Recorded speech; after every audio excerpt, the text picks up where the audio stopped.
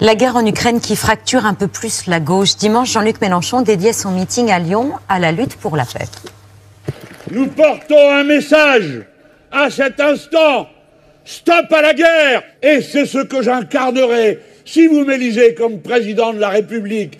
Une France non alignée qui n'accepte pas la violence des armes. Yannick Jadot, le candidat écologiste, réagissait sur Sud Radio. J'ai entendu le discours de Jean-Luc Mélenchon, y compris maintenant il se prend pour Jean Jaurès. Mais Jean Jaurès, il doit hurler dans sa tombe. Il doit hurler dans sa tombe. Vous imaginez Jean Jaurès défendre des crimes de guerre et faire un immense écran de fumée en disant paix, quand il s'agit d'abord de refuser des sanctions massives contre Vladimir Poutine, quand il s'agit de refuser d'armer la résistance ukrainienne. Mais heureusement que les Anglais et les Américains ont armé la résistance française. Bonsoir Alexis Corbière. Bonsoir. Député de la France Insoumise de Seine-Saint-Denis, porte-parole de Jean-Luc Mélenchon. Vous faites hurler Jean Jaurès dans sa tombe, vous reproche Yannick Jadot, et pourtant vous persistez et signez. Il ne faut pas armer la résistance ukrainienne. C'est-à-dire qu'il faut que la guerre s'arrête le plus rapidement possible. Poutine est l'agresseur, il doit retirer ses troupes. Maintenant, la question, c'est qu'on a face à cela une puissance extrêmement dangereuse, une puissance nucléaire, même si c'est une puissance militaire déclinante, mais qui reste quand même le deuxième arsenal nucléaire. Et il faut que ce que nous fassions ne rajoute pas une spirale à la guerre. Et donc, nous sommes favorables, contrairement à ce que dit Yannick Jadot, mais il le sait, mais c'est pas grave, comme il est en présidentiel, il est bon de dire tout et n'importe quoi. Kipling disait, une des premières victimes de la guerre, c'est la vérité. Nous sommes pour des sanctions. Notamment, moi, j'ai lu l'économiste, je l'ai invité parfois, Thomas Piketty. Très intéressant ce qu'il dit. Il estime qu'aujourd'hui, il y a à peu près 20 000 personnes oligarques russes qui ont une fortune équivalente et supérieure à 10 millions d'euros, sans aucun doute accumulée en raison de la proximité avec Poutine. C'est une kleptocratie, hein. Aujourd'hui, la Russie, c'est un système ultra-capitaliste. Il dit, pour 20 000, au moins, ont des avoirs, qu'il estime à moitié, en Europe et particulièrement en France. Allons-y. Moi, j'ai vu Jean Castex à l'Assemblée nationale nous dire l'autre jour qu'au niveau européen, pour l'instant, on estime 647, je crois, dit Castex, personnes qui pourraient être saisies. Et pour l'instant, si j'ai des sottises, corrigez-moi, je crois qu'à part un yacht à la Ciotat, on est dans l'incapacité de saisir quoi que ce soit vis-à-vis de ces gens. Eux, c'est l'entourage de Monsieur Poutine. Eux, il faut s'en prendre à eux. Pas faire mal au peuple russe qui, en plus, et on applaudit tous, ils manifestent contre Poutine. Donc c'est ça la question. Comment on arrive à avoir des sanctions économiques efficaces et faire attention à ce que, évidemment, on fait pas la guerre pour se débarrasser de la guerre. Hein. C'est la position de votre candidat, mais ça veut dire qu'on laisse celle d'Emmanuel Macron aussi. Hein. Ça veut dire qu'on laisse le président Vladimir Poutine. C'est celle d'Emmanuel Macron. Sa guerre. C'est celle d'Emmanuel Macron qui, à ma connaissance, a dit il y a pas longtemps nous ne sommes pas en guerre avec la Russie. Pourquoi isoler la position de Jean-Luc Mélenchon? Emmanuel Macron est lui d'accord pour l'envoi avec l'Europe d'armes défensives. Oui, c'est pas si simple. La France, parce qu'on a des armes défensives pour l'essentiel, c'est des gilets pare-balles, etc. Et quelque part, la France a raison de ne pas en rajouter. Je veux dire, que les choses soient claires. Qu'est-ce que nous voulons? Quelle expérience nous avons? Il faut aller, parce qu'à quel niveau on fixe ces armes? Je pose la discussion. Ça s'arrête où? Parce qu'au bout d'un moment, nous avons là une puissance qui a des chars, donc on va nous aussi envoyer des chars. S'il faut vraiment, c'est la solution militaire. Ce sont des armes défensives. C'est des armes anti-chars. D'accord, mais si c'est pas efficace. Et aussi des missiles, des Stinger, des missiles anti-aériens pour descendre des avions. Ni vous ni moi, on est des experts militaires. Et si c'est pas efficace, on envoie quoi après? L'aviation française, l'armée française, c'est une spirale. Vous aimez l'histoire comme moi. On sait très bien que si on commence, c'est une spirale qui entraîne. Et après, on se retrouve dans un endroit où il y a 16 aujourd'hui bases nucléaires et qu'on appelle ça centrale nucléaire, il y a quand même Tchernobyl. Là, on rentre dans une spirale extrêmement dangereuse où c'est une guerre mondiale qui peut arriver demain. Et moi, je n'en veux pas. Donc c'est le moment de parler clair. Ce que dit Jadot ou d'autres, vous savez, c'est classique. C'était le cas, je me compare pas pour le coup puisqu'il a parlé de Jaurès. Jaurès aussi, c'était un agent de l'Allemagne, agent du Kaiser. Et puis même François Mitterrand en 81, c'était soi-disant l'agent de l'Union soviétique, les chars alliés. Toujours, la gauche s'est fait traiter comme étant un agent de l'étranger quand elle était non alignée, je dis bien non alignée, notamment vis-à-vis des États-Unis d'Amérique. C'est le vieux vocabulaire de la gauche. Nous souhaitons une France indépendante, qui est un facteur de paix. Qu'est-ce que c'est qu'on veut? À l'heure actuelle, c'est pouvoir créer les conditions même si c'est un vœu évidemment difficile. Pieux, oui, mais presque. Pieux, du moins attention, une capacité à dire, voilà, on a parlé de convoquer une conférence de l'OSCE, l'Organisation pour la sécurité et la coopération en Europe, reparler des frontières, pour une stabilité des frontières. Ça fait 10 ans que Jean-Luc Mélenchon, et pour quelle raison? Et là-dessus, on va avoir un point de désaccord, c'est qu'il y a quand même cette vieille histoire sur l'OTAN. Ah, et là, on y vient. Je vous tends la main, si je puis dire. C'est l'OTAN qui est responsable, ouais. Non, j'ai pas terminé. Allez-y. Mais moi, la dernière fois, vous aviez évoqué, quand vous avez, ici même, le général Desportes. J'ai regardé l'émission parce que mon ami Adrien Quatennens était là. Et, cher Patrick Cohen, vous étiez choqué à l'idée que, vous disiez le général Desportes, que lorsque le bloc soviétique s'était effondré, il y avait eu quand même des conversations assez poussées avec les autorités de l'époque, et il avait été évoqué notamment de la part des États-Unis d'Amérique que l'OTAN ne ferait pas progresser ses positions. Ça, c'est une réalité historique. Des archives déclassées aujourd'hui le disent. C'était des conversations orales. Oui, mais qui avaient leur importance. Qui avaient leur importance parce que quand on connaît la géopolitique, quand un empire s'effondre historiquement, ça a toujours été facteur de guerre. Honnêtement, Alexis Corbière, je vous en prie, soyons honnêtes. Non, mais c'est des discussions passionnantes, mais c'est complètement dérisoire à côté de ce que Poutine est en train de faire à l'Ukraine, à un pays, et qui dit ça, à un pays libre, souverain, démocratique. C'est de ça dont il s'agit aujourd'hui. Il ne s'agit pas d'une guerre comme ça entre deux belligérants qu'on pourrait renvoyer dos à dos. Évidemment, qui a renvoyé dos à dos? Qui a renvoyé? Non, mais prenez-moi façon... au sérieux. Je ne renvoie personne dos à dos. En expliquant que Poutine est l'agresseur, mais l'OTAN est responsable de cette agression. Non. Vous les renvoyez dos à dos. Vous me prêtez là. Non, mais attendez. On va parler sérieusement. Voilà. Je n'ai pas dit ça. J'aimerais. Non, mais attendez. Allez au bout de votre phrase. Jetez-moi des pierres sur ce que je dis, s'il vous plaît. L'agresseur s'appelle Vladimir Poutine. Cet homme est dangereux. C'est pas le problème. Maintenant, il s'agit de comprendre. Sinon, si on est uniquement dans, comment dirais-je, donc, pour quelle raison il y a eu cette accumulation de tensions? Oui. D'accord? Y compris un homme comme Keenan, je vous donne des arguments qui ont déjà circulé plusieurs fois, qui était un des conseillers des présidents américains, qui était vraiment un ultra-conservateur, un anticommuniste profond, a toujours considéré que, attention, l'OTAN, qui par ailleurs avait été créée à une époque où il y avait le bloc soviétique, ne devait pas faire avancer cette position. Ce débat n'a plus lieu d'être aujourd'hui parce que l'OTAN, je vous donne le point. L'OTAN ne menace personne et à ma connaissance, elle n'a jamais menacé personne en Europe, alors qu'aujourd'hui, il y a une armée qui est en train d'envahir et de détruire, voire d'exterminer tout un peuple de plus de 40 millions d'habitants. Regardez-moi, écoutez-moi, qu'est-ce qui empêche de dire Vladimir Poutine porte la responsabilité et de dire que si on veut le retour à la paix, demain, il faudra aussi discuter de où est-ce qu'il y a, notamment où sont les frontières, qu'on en discute, et y compris qu'on discute de cette affaire-là. J'allais vous poser la question parce on peut réfléchir en période de guerre. La guerre, c'est de la politique. Réfléchissons. Jean-Luc Mélenchon à Lyon l'autre jour a répété que lui, président, il ferait sortir la France de l'OTAN. C'est un débat intéressant et c'est un débat qu'on peut avoir. Mais est-ce que aujourd'hui, ça n'est pas le pire moment pour sortir de cette alliance qui nous protège face à la menace soviétique? Dans votre programme L'Avenir en commun, il est écrit, je cite à peu près de mémoire, l'OTAN aujourd'hui n'a plus de lieu d'être puisque nous n'avons plus d'ennemis. Est-ce qu'on pourrait dire cette phrase aujourd'hui, compte tenu de ce qui se passe à 3 heures de Paris? Je vais vous donner le point sur un aspect, c'est qu'aujourd'hui, le meilleur soutien de l'OTAN, si je puis dire, s'appelle Vladimir Poutine. Celui qui empêche cette discussion, c'est Vladimir Poutine par son attitude d'agression. D'accord. Actuellement, c'est sans doute difficile d'avoir cette discussion. Il n'empêche qu'il faut avoir tranquillement, si ce que je souhaite, en plus j'ai vu qu'aujourd'hui M. Zelensky dit des choses, je veux dire franchement, la solution diplomatique, il faut qu'elle avance. Il faudra qu'on ait cette discussion par la suite. Peut-être que là, dans la chaleur des événements, évidemment, il s'agit d'avoir des positions claires de soutien à nos amis ukrainiens. C'est pas le sujet. C'est pas seulement la chaleur des événements. Là, parce qu'il y a la guerre. Face à la folie guerrière de quelqu'un avec qui il ne semble pas possible aujourd'hui le monde de discuter, de trouver un compromis. Mais cher Patrick, le monde n'est pas si simple. Par exemple, la guerre au Yémen.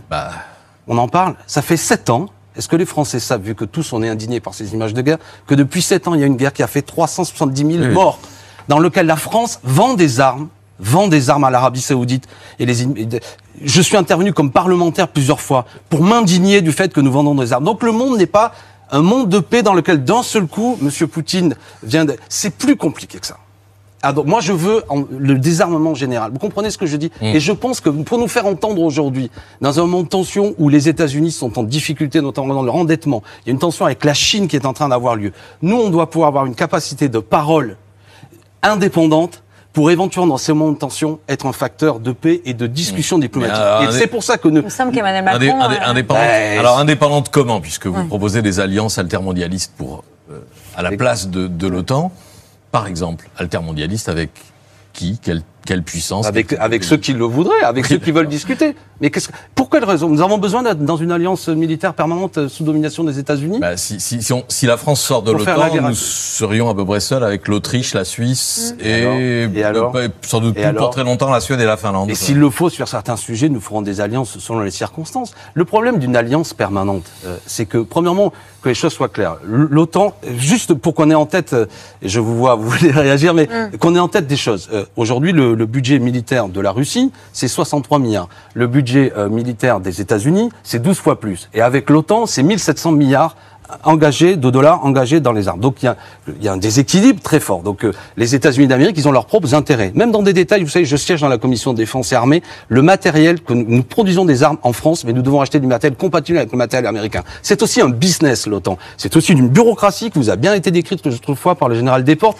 qui s'auto-entretient. Donc nous, on peut avoir une position, comment dirais-je, indépendante, qui fait, s'il le faut, sur certains dossiers, faire alliance avec nos amis américains, nous le ferons, mais nous pouvons aussi, par moment, ne pas courir derrière les intérêts américains. Parce que c'est aussi un volant d'entraînement de l'économie américaine, l'industrie d'armement américaine. C'est aussi des logiques, en raison notamment d'une évolution et de la situation d'endettement des États-Unis et de la Chine, où il peut y avoir des tensions entre ces deux puissances, dans lesquelles nous, il faut faire entendre une voix indépendante. C'est ça l'intérêt de l'indépendance. Ça veut pas dire se coucher.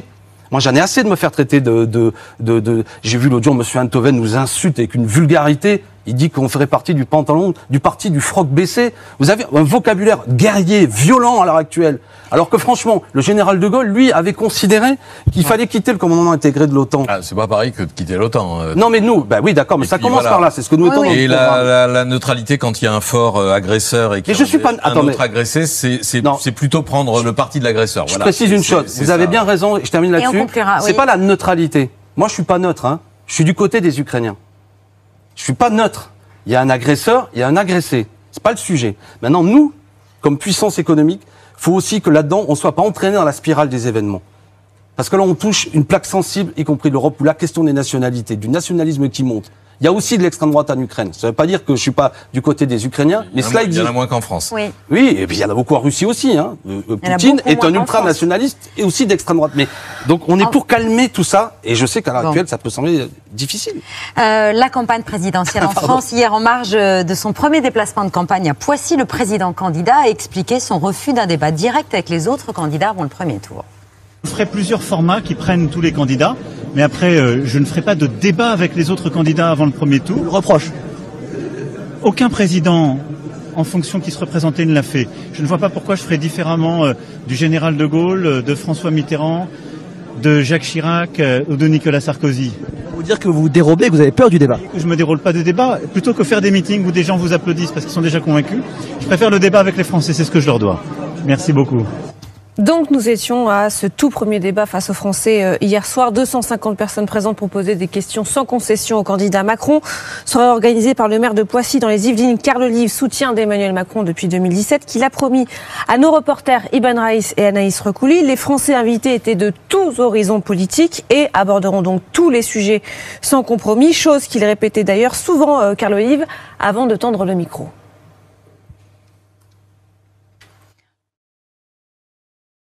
En plateau. Je peux juste vous dire, Monsieur le Président, je fais une toute petite confidence, mais comme ça, une petite digression.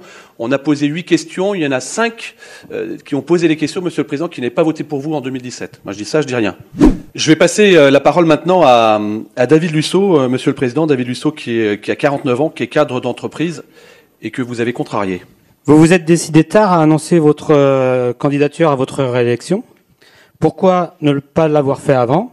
Il y a une question qui va vous être posée sur l'immigration par quelqu'un qui est très en colère, qui s'appelle Monsieur Castori, qui est ici. Bonsoir, Monsieur le Président.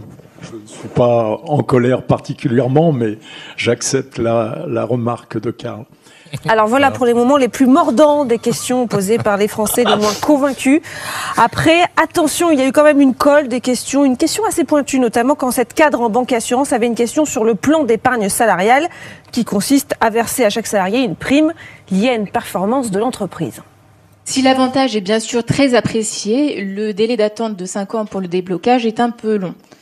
Si vous êtes réélu président de la République, Monsieur le Président, seriez-vous disposé, comme vos prédécesseurs, à permettre le déblocage anticipé pour motif présidentiel? Sauf que la réponse à sa question semblait moins intéresser cette dame que le fait même de poser la question à Emmanuel Macron. Merci, Monsieur le Président. D'ailleurs, mes collègues me regardent, ils attendent la réponse. Est-ce que je peux venir à côté de vous pour prendre une photo, s'il vous plaît?